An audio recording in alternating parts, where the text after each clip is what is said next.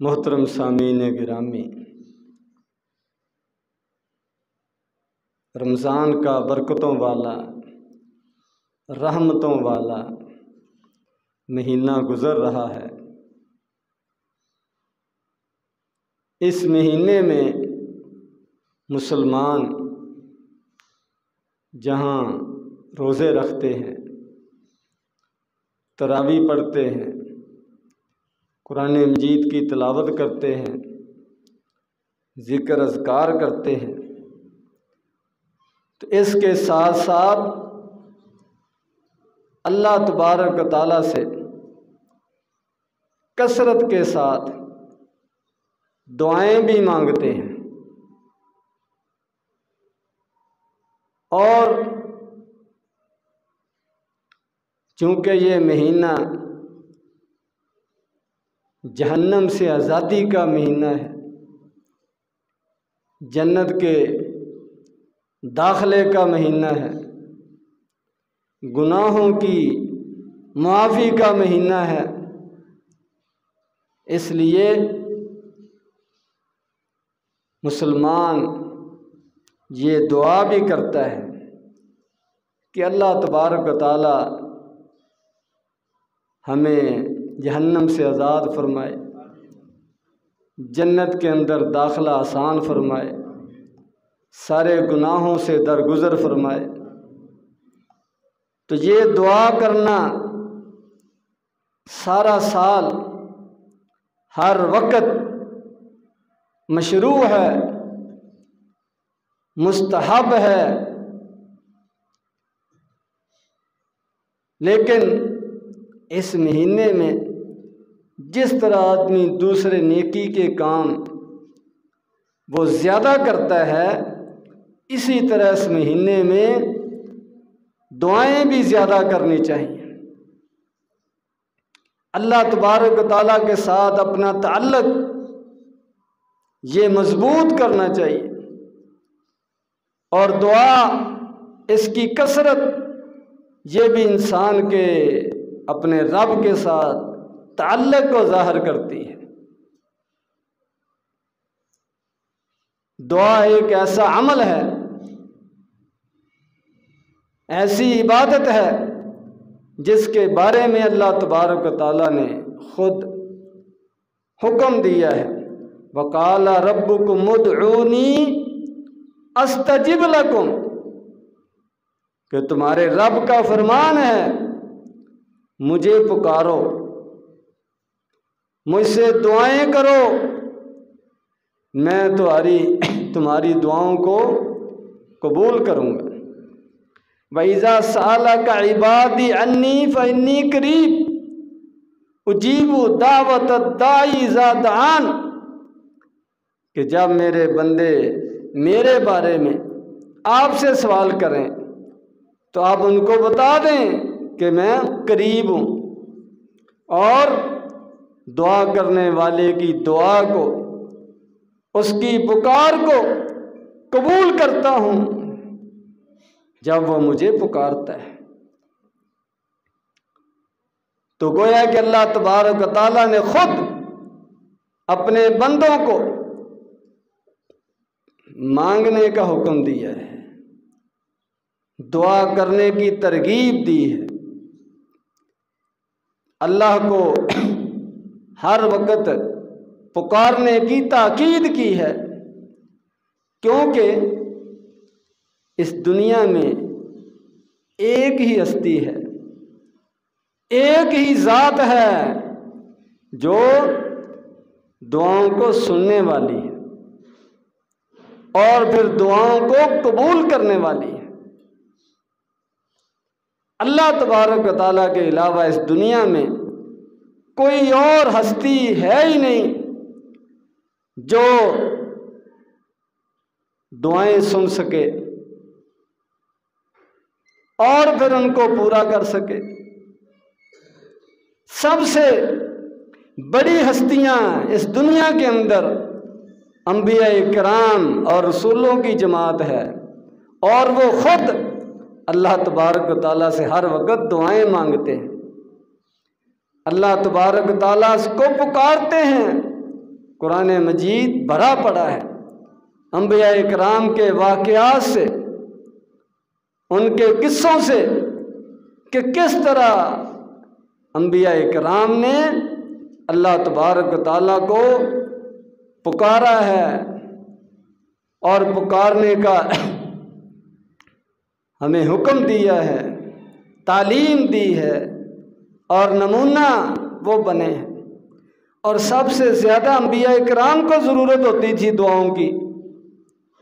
کیونکہ سب سے مشکل حالات انبیاء کرام نے گزارے ہیں، جہاں کوئی امید نہیں ہوتی تھی۔ اکیلا ایک نبی، صرف ایک بستی سے نہیں، ایک قبیلے سے نہیں، عام لوگوں سے نہیں، پورے ملک سے، پوری حکومتوں سے وہ ٹکرا جاتا تھا، ان کے مقابلے میں کھڑا ہو جاتا تھا۔ تو جتنی زیادہ ان کو ضرورت تھی اتنی کسی کو بھی نہیں ہو سکتی، اور انہوں نے پھر بتا دیا، حق ادا کر دیا کہ اللہ تبارک و تعالیٰ سے دعائیں کریں، اس کو پکاریں، کس طرح وہ اپنے کمزور بندوں کی مدد کرتا ہے، اپنے تھوڑے بندوں کی مدد کرتا ہے، اور بظاہر جو چیز ناممکن ہو اس کو ممکن بنا دیتا ہے۔ مثالیں بے شمار موجود ہیں۔ ابراہیم علیہ السلام کی زندگی کو دیکھ لیں، آگ کے اندر پھینک دیا گیا، تو انہوں نے، حدیث میں آتا ہے کہ آخری لفظ جب ان کو پھینکا جا رہا تھا ان کی زبان پر یہ لفظ تھا، حسبی اللہ نعم الوکیل، کہ میرا یہاں کوئی ساتھی نہیں ہے، کوئی معاون نہیں ہے، کوئی بچانے والا نہیں، کوئی احتجاج کرنے والا نہیں، کوئی بدلہ لینے والا نہیں، لیکن میرا اللہ ہے اور وہ مجھے کافی ہے۔ تو اللہ نے بچا کر دکھایا۔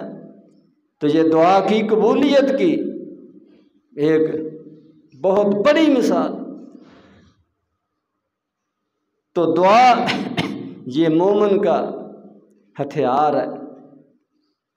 اللہ تبارک و تعالیٰ کے ساتھ اس کے تعلق کو ظاہر کرتا ہے۔ نبی کریم صلی اللہ علیہ وسلم نے فرمایا، ترمذی شریف کی روایت، الدعاء هو العبادہ، کہ دعا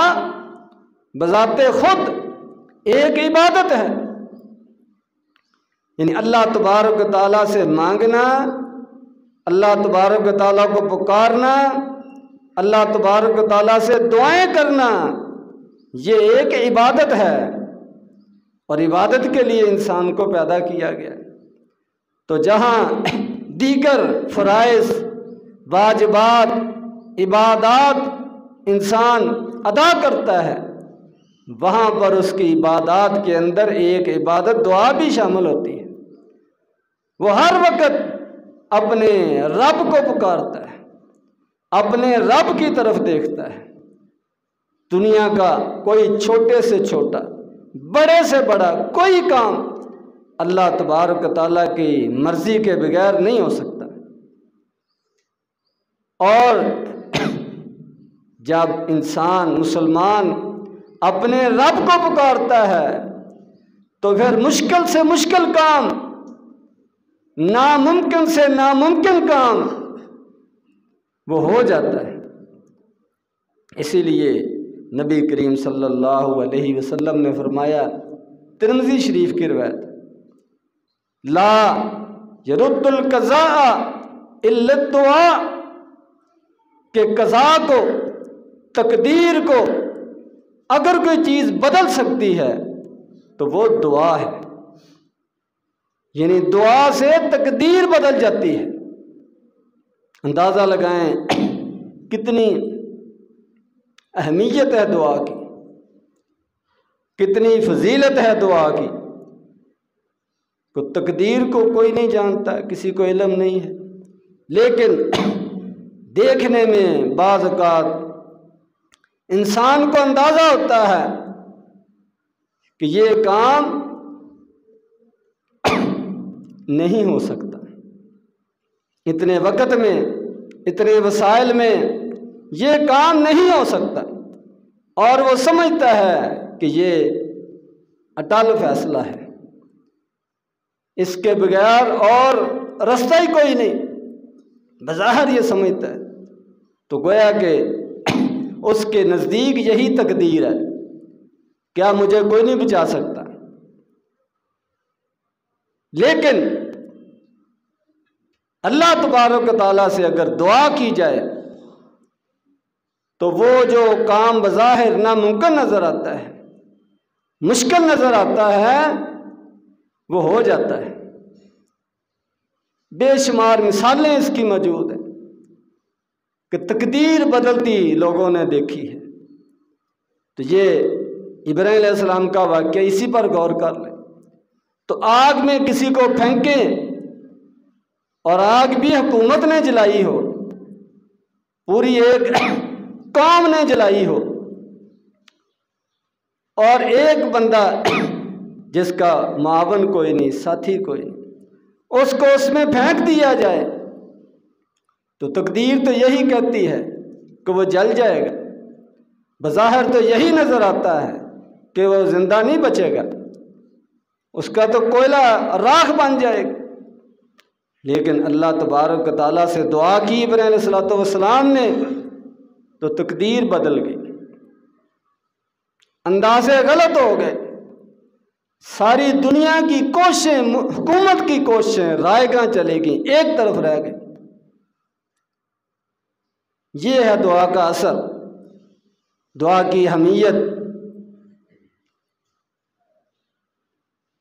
اور دعا ایک ایسا عمل ہے جو اللہ تبارک و تعالیٰ کو پسندیدہ عمل ہے، محبوب ترین عمل ہے۔ ترمذی شریف کی روایت ہے، نبی کریم صلی اللہ علیہ وسلم نے فرمایا، لیس شیء اکرم علی اللہ تعالی من الدعاء، کہ اللہ تبارک و تعالیٰ کو دعا سے بڑھ کر، اس کو پکارنے سے بڑھ کر، اس کو آواز دینے سے بڑھ کر کوئی چیز محبوب نہیں ہے، معزز نہیں ہے۔ اللہ تبارک و تعالیٰ خوش ہوتے ہیں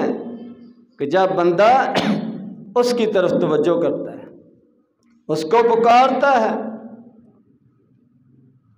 اور ترمذی شریف کی روایت ہے، فرمایا نبی کریم صلی اللہ علیہ وسلم نے، من لم یسأل اللہ یغضب علیہ، کہ جو انسان اللہ تبارک و تعالیٰ سے مانگتا نہیں ہے، اللہ تبارک و تعالیٰ سے دعائیں نہیں کرتا، اللہ کو پکارتا نہیں ہے، فرمایا کہ اللہ تبارک و تعالیٰ اس پر غصے ہوتے ہیں، ناراض ہوتے ہیں کہ سب کچھ تو میرے پاس ہے اور تم مانگتے نہیں ہو، تو یہاں سے نہ ملا تو کہاں سے ملے گا۔ اللہ تبارک و تعالیٰ ناراض ہوتے ہیں، غصے ہوتے ہیں۔ دنیا کا عام وہ معمول یہ ہے کہ کسی سے کوئی چیز مانگی جائے اور بار بار مانگی جائے تو وہ تنگ پڑ جاتا ہے، غصے ہو جاتا ہے، ناراض ہو جاتا ہے۔ صرف ایک اللہ تبارک و تعالیٰ کی ذات ایسی ہے جس کو اگر نہ پکارا جائے، جس سے اگر نہ مانگا جائے تو وہ پھر ناراض ہوتا ہے، یعنی مانگنے سے خوش ہوتا ہے، کیونکہ اللہ تبارک و تعالیٰ کے پاس خزانے اتنے ہیں، وہ تو بہانے تلاش کرتا ہے اپنے بندوں کو نوازنے کے۔ فرمایا پوری دنیا ایک بڑے میدان میں اکٹھی ہو جائے اور ہر آدمی اپنی اپنی خواہش اور مرضی کے مطابق دعا مانگنا شروع کر دے، تو اللہ تبارک و تعالیٰ سب کی دعائیں قبول کر کے سب کی خواہش کے مطابق ان کو دے دے، تو اللہ کے خزانوں میں ایک ذرے کی بھی کمی نہیں ہوگی۔ تو اللہ تبارک و تعالیٰ تو انتظار کرتے ہیں کہ کب میرا بندہ مجھے پکارے، میں اس کی پکار کو سنوں۔ وقال ربکم ادعونی استجب لکم، اللہ تبارک و تعالیٰ نے حکم دیا ہے کہ مجھے پکارو، میں تمہاری پکار کو سنوں گا، اور کسی اور کو مت پکارو، وہ تمہاری پکار کو نہیں سن سکتا، اور جو سن نہیں سکتا وہ دے بھی کچھ نہیں سکتا جب اس کو پتہ ہی نہیں ہے کس نے کیا مانگا ہے، کہاں کون مانگ رہا ہے، جس کو پتہ ہی نہیں ہے وہ کیا کسی کو دے گا۔ تو یہ دعا بہت بڑی عبادت ہے، مسلمان کا ایک ہتھیار ہے جو ہر موقع پر، ہر مشکل پر، ہر پریشانی پر اس کا ساتھ دیتی ہے، اس کو تسلی اور حوصلہ دیتی ہے۔ نبی کریم صلی اللہ علیہ وسلم نے فرمایا، ترمذی شریف کی روایت، من فتح لہ منکم باب الدعاء فتحت لہ ابواب الرحمت، کہ جس کے لیے دعا کا دروازہ کھول دیا گیا، مانگنے کی اللہ تبارک و تعالیٰ سے اس کو توفیق دے دی گئی، ہر وقت اس کا دھیان اللہ تبارک و تعالیٰ کی طرف رہتا ہے، ہر چھوٹی بڑی چیز اللہ تبارک و تعالیٰ سے مانگتا ہے، ہر وقت مانگتا ہے۔ تو فرمایا جس کو اللہ تبارک و تعالیٰ سے دعائیں کرنے کی توفیق مل جائے، فرمایا اس کے لیے رحمت کے دروازے کھول دیے جاتے ہیں۔ یہ رحمت کا دروازہ ہے۔ دعا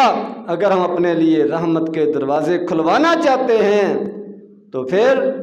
کثرت کے ساتھ اللہ تبارک و تعالیٰ سے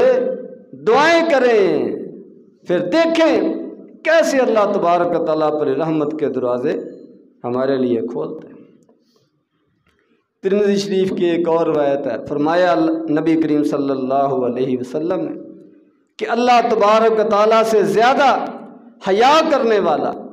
اللہ تبارک و تعالیٰ سے بڑھ کر سخاوت کرنے والا کوئی نہیں ہے، اور جب آدمی اپنے رب کے سامنے ہاتھ پھیلاتا ہے، مانگتا ہے، دعا کرتا ہے تو اللہ تبارک و تعالیٰ کو شرم آتی ہے اس کو خالی موڑنے سے، اس کے ہاتھوں کو خالی واپس کرنے سے اللہ تبارک و تعالیٰ کو شرم آتی۔ کسی کی دعا رائگاں نہیں جاتی۔ اللہ تبارک و تعالیٰ کی ذات ہی ایسی ہے کہ اس سے بڑا سخی کوئی نہیں، اس سے بڑا لحاظ کرنے والا، حیا کرنے والا کوئی نہیں۔ تو جب بندہ اس کو پکارتا ہے تو اللہ تبارک و تعالیٰ کبھی بھی اس کو ناکام و نامراد نہیں موڑتے۔ اور مسند احمد کی ایک روایت ہے، نبی کریم صلی اللہ علیہ وسلم نے دعا کی قبولیت کی مختلف صورتیں بیان کی کہ بعض کا آدمی سوچتا ہے کہ میں تو بڑی دعائیں کرتا ہوں تو مجھے تو قبول ہوتی نظر نہیں آتی، تو اس کا بھی نبی کریم صلی اللہ علیہ وسلم نے وضاحت فرما دی کہ جب آدمی دعا کرتا ہے تو جو وہ مانگتا ہے تو ایک دعا کی قبولیت کی شکل یہ ہے کہ اس کو وہی چیز مل جائے۔ اولاد مانگی ہے، بیٹا مانگا ہے، بیٹی مانگی ہے، وہی مل جائے۔ کوئی ملازمت مانگی ہے، وہی مل جائے۔ کوئی اور چیز مانگی ہے، وہی مل جائے۔ ایک شکل تو یہ ہے، اور یہ سب کو سمجھ آ جاتی ہے کہ واقعتاً دعا قبول ہوئی ہے۔ لیکن فرمایا اس کے علاوہ بھی دعا کی قبولیت کی شکل ہے، اور وہ کیا کہ اس دعا کی وجہ سے جو وہ دعا مانگ رہا ہے وہ اللہ تبارک و تعالیٰ اس کے لیے بہتر نہیں سمجھتے، کیونکہ انسان تو غیب نہیں جانتا۔ وہ ایک چیز مانگتا ہے، کیا پتہ اس کے لیے بہتر ہے یا نہیں، وہ ظاہر تو بہتر سمجھ کر ہی مانگتا ہے، لیکن کتنی ہی ایسی چیزیں ہیں جو آدمی مانگتا ہے اور اس کے گلے پڑ جاتی ہیں، بعد میں پچھتاتا ہے کہ یہ مجھے کیوں چیز ملی۔ بعض کا اولاد ایسی نکل آتی ہے، اور کوئی ہوتا ایسا مل جاتا ہے کہ اس کے لیے ازمائش کا ذریعہ بن جاتا ہے۔ یہ حکومتوں کو دیکھ لیں، مصیبت میں پڑے ہوئے ہیں سارے، بھاگ بھاگ کر پکڑتے ہیں، بعد میں جان چھڑانی مشکل ہو جاتی ہے۔ تو ضروری نہیں ہے کہ جو چیز آپ مانگیں وہ آپ کے لیے بہتر ہی ہو، خیر کا باعث ہو، ضروری نہیں ہے۔ اپنے لیے تو آدمی اچھا سمجھ کر مانگتا ہے، لیکن اللہ تبارک و تعالیٰ ہر مانگی چیز اسی طرح نہیں دیتے اپنے بندے کو۔ یہ بھی دیکھتے ہیں کہ اس نے مجھے پکارا ہے، اس کے لیے یہ بہتر ہے یا نہیں، اس کے مطابق اس کے ساتھ معاملہ کرتے ہیں۔ تو فرمایا بعض اوقات وہ چیز نہیں ملتی تو انسان سمجھتا ہے کہ شاید میری دعا قبول نہیں ہوئی، رائے گاہ چلی گئی، میری مرضی پوری نہیں ہوئی۔ فرمایا نہیں، اس کی جگہ پر اللہ تبارک و تعالیٰ کوئی آنے والی مصیبت اس سے ٹال دیتے ہیں، کوئی اور پریشانی سے اس کو بچا لیتے ہیں۔ وہ چیز تو نہیں ملی لیکن دوسرے کسی نقصان سے بچ گیا اس دعا کی برکت سے۔ یہ بھی دعا کی قبولیت کی ایک شکل ہے۔ اور کسی انسان کو نہیں پتا کہ مستقبل میں کل کیا پریشانی آنے والی ہے، کیا مصیبت آنے والی ہے، کیا حالات پیدا ہونے والے ہیں، کوئی نہیں پتا، لیکن دعا کی برکت سے اللہ تبارک و تعالیٰ اس کو آئندہ آنے والے مسائل مشکلات اس سے بچا لیتے ہیں۔ اور تیسری شکل فرمایا کہ دعا آدمی جو مانگتا ہے وہ بظاہر وہ سمجھتا ہے قبول نہیں ہوئی، لیکن اللہ تبارک و تعالیٰ اس کو اپنے پاس ذخیرہ کر لیتے ہیں، آخرت کے لیے اس کو سنبھال کر رکھ لیتے ہیں۔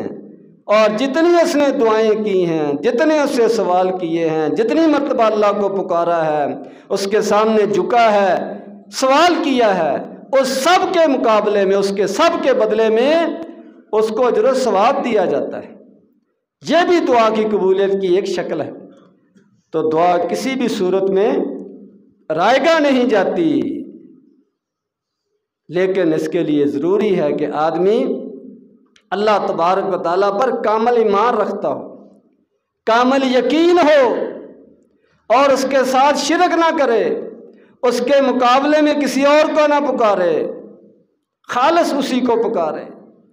سارے خزانے اس کے پاس ہیں، سب کچھ اس کے اختیار میں ہے، جو ملنا ہے ادھر سے ملنا ہے، اس نظریے کے ساتھ پکارے تو اللہ تبارک و تعالیٰ اس کی پکار کو رائے گاہ نہیں جانے دیتے۔ اور دعا کی